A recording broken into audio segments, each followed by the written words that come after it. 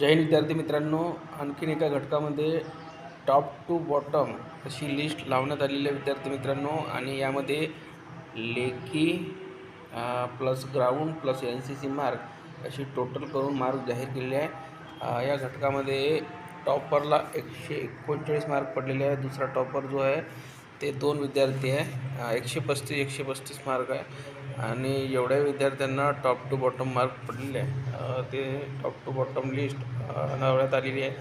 एकूण 44 पेजेस आहे आणि बघू शकता इथं काय म्हटलेलं आहे. तर उमेदवारांसाठी सूचना: धुळे जिल्हा पोलीस शिपाई भरती 2024-25च्या भरती प्रक्रियेची शारीरिक चाचणी व लेखी परीक्षा घेण्यात आली आहे.